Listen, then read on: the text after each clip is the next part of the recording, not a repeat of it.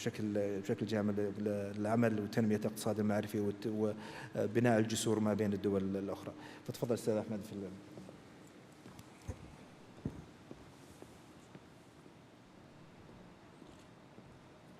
بسم الله الرحمن الرحيم. السلام عليكم ورحمة الله وبركاته. Thank you very much, Mr. Chairman, for a great introduction. As you can see in the first cover page, this presentation will be a little bit different than what you probably normally would see. So we're going to talk about today how to successfully start a company. So most business schools, everything that we actually learn from most business schools and what we learn from textbooks about startups are pretty much really outdated. Why are they outdated? Let's take a look at what are actually the tools that we are taught in business schools with regard to startups. They are Michael Porter's 5 forces model, the SWOT analysis, the competitive analysis, and of course, the business plan. This is what we learn in business schools. So when we talk about today how to successfully start a company, it should be done quite differently. We are taught in business schools that this is a typical life cycle of an entrepreneur. It starts on the bottom line. There are the stages of a new venture. You start with a research, a business plan, you develop a prototype, alpha version, beta version, and one day you will get revenues. And on top are the funding mechanism. So in the beginning, you get money from friends, families, and founders, angel round, Series A, Series B, and so forth. And one day you're going to exit it. But the reality on the ground is completely different. The reality is that 90% of all startups never reach their 3rd birthday. I repeat, 90% of all startups actually never survive. And venture capitalists, they only invest in 1% of business plans. So these numbers shows us that the typical life cycle of an entrepreneur is actually not that what we are taught to. So now let's take a closer look what actually happens.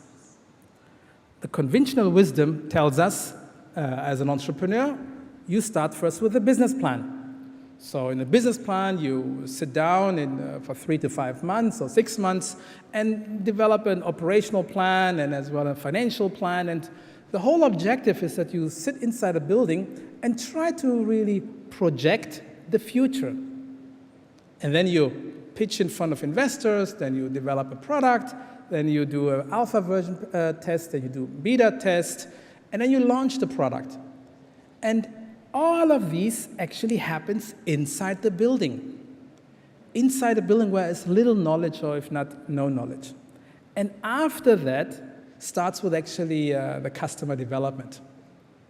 And at the end, most startups look around and say, where are my customers? Based on a business plan that I developed 6 months ago, the customers should be now lined up and signing up my project.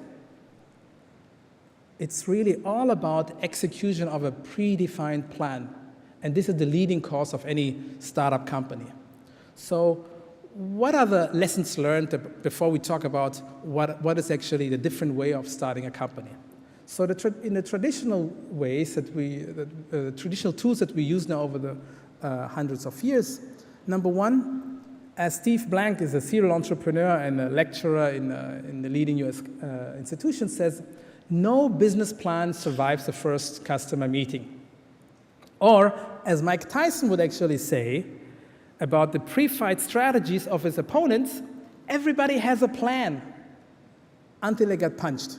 And then the plan doesn't work anymore. Lesson number 2 is that startups or even new ventures in the big organizations are not as smaller versions of large companies.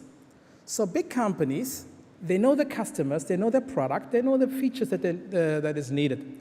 So they have a predefined business model that they execute. But startups have no business model. They are in search of a business model. So startups often confuse execution with search. And the third lesson learned is that startups need actually new tools that are completely different what we used to in the past. So what are the new tools? Let's just take one more look. This is a traditional way of entrepreneurship. You start with a business plan and then go forth. So number one, what we always say is, if you have a business plan at an early stage startup, not at the later stage or mid stage, but really as an early stage startup, if you have a business plan, burn it.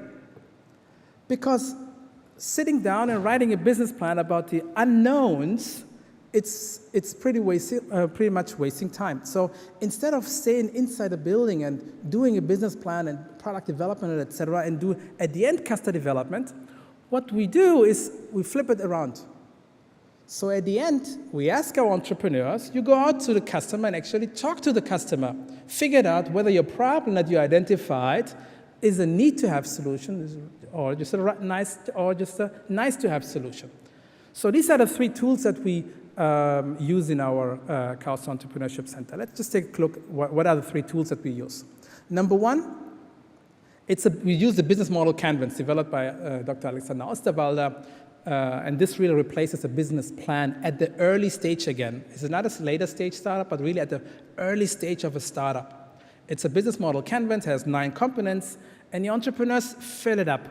It starts on the right side, the customer segments, and in the middle is the value proposition. And think about, how do I get my value proposition to the customer, which talks about the channels. What are the relationship? And what are the key activities that I need to do in order to develop the value proposition? And what are the key resources that we need? And who are the key partners do we need in order to deliver the product? And on the bottom side is, on the right side is the revenue projection, revenue streams, and on left down side is the cost.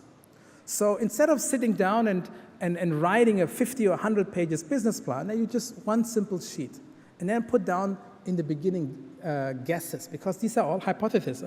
These are really guesses.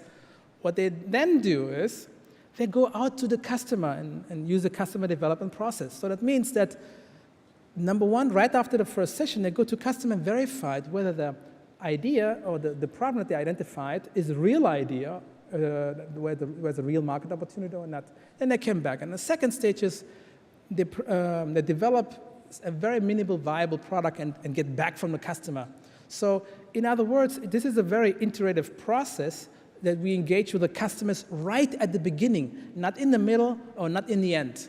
It's really right in the beginning. And the third tool is the agile development. Agile development that really replaces the traditional way of entrepreneurship thought, which is you write down a specification, and then you do the wireframes, and then you develop an alpha version, beta version, and a commercial version. So instead of doing that, we use the agile development. If a startup is, for example, a mobile or web application, it's just a simple website. It's a PowerPoint presentation that is animated. And then you go to the customer and get their feedback. The customer might say, oh, this icon should be on here or there. And then it goes back and forth, in order to make sure that a startup develops something that the customer needs. In other words, engaging really with the customer. And if it's a physical product, so what we recommend over here is use a 3D printer. Just do something, develop a model, just something very simple that doesn't cost anything, that in order to get initial feedback from the customers.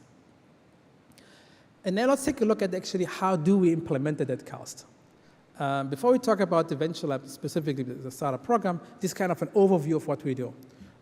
We set up the Entrepreneurship Center following the lifestyle of an entrepreneur. It starts with